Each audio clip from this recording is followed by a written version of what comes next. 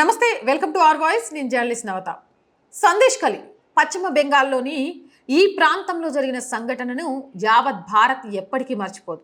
1200 మంది మహిళలు రోడ్డెక్కి మా మానాలు పోవడానికి కారణం షేక్ షాజహాన్ టీఎంసీ నేతలు అని చెప్పారు. అలాగే ఇక్కడ జరిగిన రైస్ కుంభకోణానికి సంబంధించి ఈడీ అధికారుల మీద జరిగిన దాడి కూడా మర్చిపోలేనిది. ఇక సందేశ్ కలి నిందితుడు షేక్ షాజహాన్ని కాపాడడానికి టీఎంసీ ముఖ్యమంత్రి మమతా బెనర్జీ చాలా కష్టాలు పడ్డది. కానీ ఆవిడకి చిట్ట చివరి పరిస్థితుల్లో షేక్ షాజహాన్ని పోలీసులకు అప్పగించక తప్పలేదు.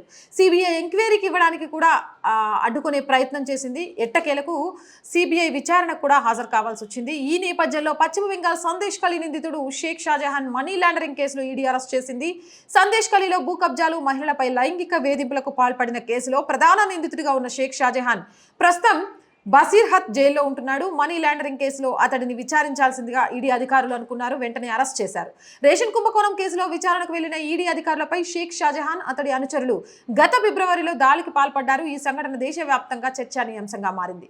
ఈ పరిణామం తర్వాత సందేశ్ కలిలో మహిళలపై తృణమూల్ కాంగ్రెస్ పార్టీకి చెందిన షాజహాన్, అతడి అనుచరులు అత్యాచారాలకు, అఘాయిత్యాలకు పాల్పడటంతో అక్కడి మహిళలు ఒక్కసారిగా రోడ్డెక్కారు. పరారీలో ఉన్న షేక్ షాజహాన్ని అరెస్ట్ చేసి శిక్షించాలని మమతా బెనర్జీ సర్కార్ని డిమాండ్ చేశారు.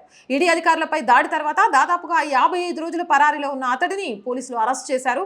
ఆ తర్వాత కోర్టు అతడిని సిబిఐ కస్టడీకి అప్పగించింది. ఈ వివాదాల నేపథ్యంలో టీఎంసీ షాజహాన్ పార్టీ నుంచి 6 ఏళ్లు సస్పెండ్ చేస్తున్నట్టు చెప్పింది. ఎందుకు? శాశ్వత బహిష్కారం చేయాలి కదా. అంటే ఇలాంటి నాయకుడిని 6 ఏళ్లు చేసేసి తర్వాత మళ్ళీ పార్టీలో చేర్చుకున్నా ఏం కాదా? అయినా క్వశ్చన్ అడగడానికి పైసలు తీసుకున్నది అనే ఆరోపణ ఎదుర్కొంటున్న ఆమెకు మళ్ళీ టికెట్ ఇచ్చినప్పుడే మమత భావజాలం ఏంటి అనేది జనాలకు అర్థమై ఉండాలి. ఇప్పుడు 6 ఏళ్ల పాటు సస్పెండ్ చేసిండు అని అంటే ఈ 6 ఏళ్లలో అసలు బయట ఇవన్నీ ఎంక్వైరీ జరిగిన తర్వాత ఈయన జైలు నుంచి బయటికి రావాలి కదా. ఆ ఖైదు, ఆ శిక్ష ఎంతవరకు ఉంటుందో తెలియదు. ఒకవేళ బయటకు వస్తే 6 ఏళ్ల పాటు లోపాయకరంగా ఉండి 6 ఏళ్ల తర్వాత మళ్ళీ పార్టీలో కొనసాగొచ్చా? ఇంతేనా?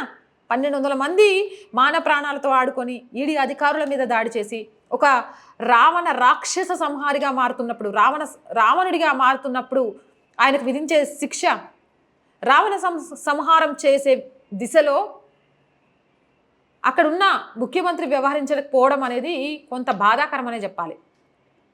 ఇలాంటి కీచకుడికి కఠిన శిక్షతో పాటు ఇక రాజకీయాల్లోకి రావడానికి అర్హత లేని వ్యక్తిగా ముద్రయ్యాలి. అలాంటిది 6 ఏళ్ళు సస్పెండ్ చేసేసి చేతులు దులుపుకుందట. ఏదేమైనా కూడా రైస్ కుంభకోణానికి సంబంధించి తీగలాగితే డొంక ఖచ్చితంగా కదిలి బయటపడుతుంది.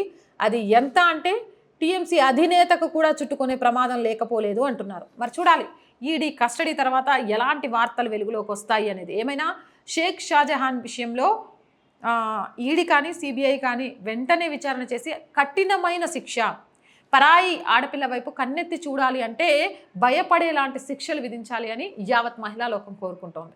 ఇలాంటి మోర్ వీడియోస్ కోసం మన ఛానల్ని వెంటనే సబ్స్క్రైబ్ చేయండి. వీడియో నచ్చిందా లైక్ చేయండి, షేర్ చేయండి.